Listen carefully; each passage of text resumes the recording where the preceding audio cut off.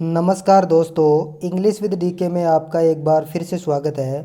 क्या बार बार पढ़ने के बाद भी आप टेंस में वर्ब को सही नहीं भर पा रहे हैं? यदि आपके साथ ये समस्या है तो आपको घबराने की अब कोई आवश्यकता नहीं है।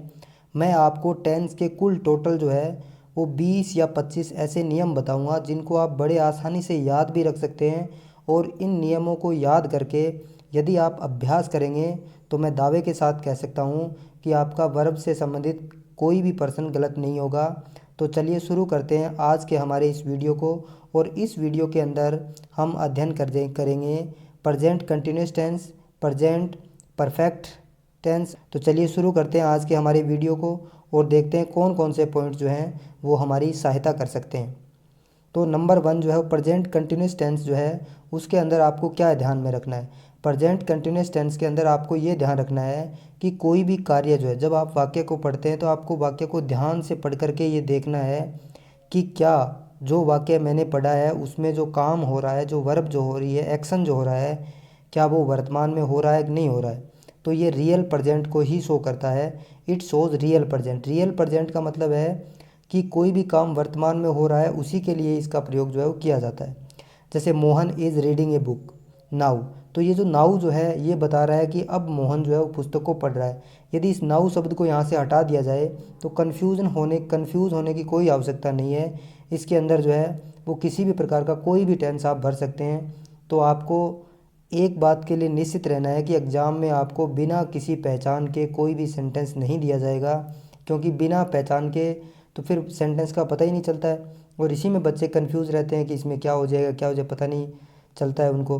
तो आपको कोई न कोई निश्चित पहचान जो है उसके अंदर दी हुई मिलेगी। तो इसमें देखो आपकी मोहन वाले में जो है नाउ दे रखा है और आपको कुछ एडवर्बियल्स जो है उनको याद रखना है। जैसे नाउ है, स्टिल है, टुडे है, टुनाइट है, at this time, at this moment, at present, now, now A days, these days.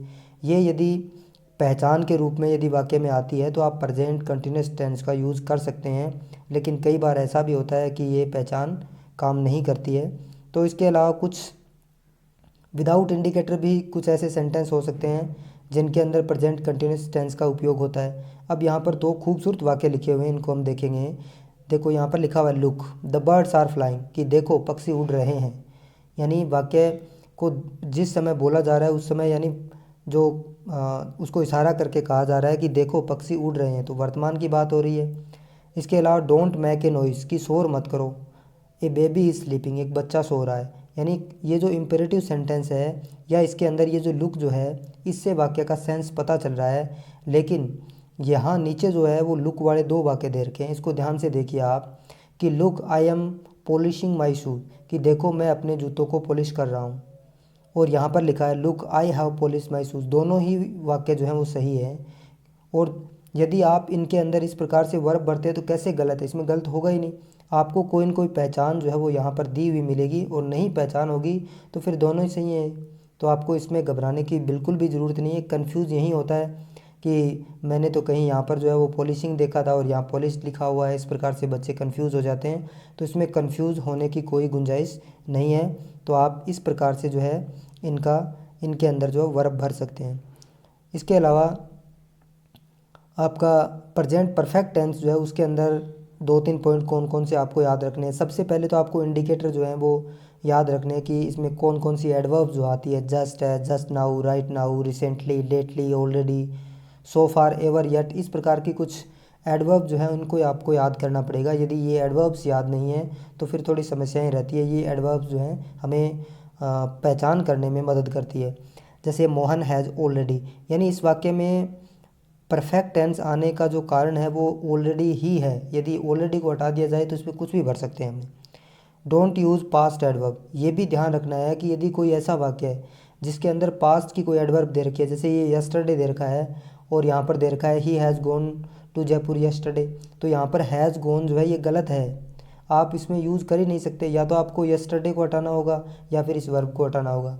ध्यान रखना है प्रेजेंट परफेक्ट टेंस के अंदर पास्ट की कोई एडवर्ब यूज़ नहीं कर सकते। और यदि पास्ट की एडवर्ब यहाँ यूज़ कर रखी है तो आपको यहाँ पे V2 भरना पड़ेगा। तो ये यहाँ सबसे ज़्यादा कन्फ्यूजन होता है, ये आपको ध्यान में रखना है। इसके अलावा आपका यदि इट इज़ और दिस इज़ के बाद में यदि कोई सुपरलेटिव डिग्री दे रखी है तो वहाँ पर भी हम प्रेजेंट परफेक्ट टेंस जो है उसको यूज़ करते हैं। जैसे इट इज़ द बेस्ट, कि ये सबसे बेस्ट है, that you have gone to Jaipur, कि तुम जयपुर जा चुके हो। लेकिन ये ध्यान रखना है कि इट इज़ और दिस इज़ के बाद में यदि सुपरलेटिव डिग्री हो तो ही हमें प्रेजेंट परफेक्ट टेंस का यूज़ करना है।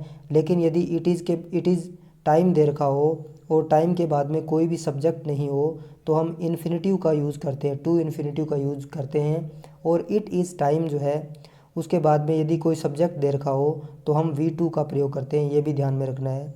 क्या ध्यान में रखना है कि इट इज़ और दिस इज़ के बाद में यदि सुपरलेटिव डिग्री है तो प्रेजेंट परफेक्ट टेंस का यूज़ करते हैं। और यदि इट इज़ टाइम और इट इज़ टाइम के बाद में यदि कोई सब्जेक्ट नहीं है तो टू इन्फिनेटिव का यूज़ करते हैं। और यदि इट इज़ टाइम के बाद में कोई सब्जेक्ट दे रखा हो, क्लोज कोई दे रखी हो, तो फिर वी टू का प्रयोग हम करते हैं। तो ये हमारा आज का वीडियो हम यहीं समाप्त करते हैं और अगले वीडियो के अंदर हम अगले टेंस का अध्ययन करेंगे। तो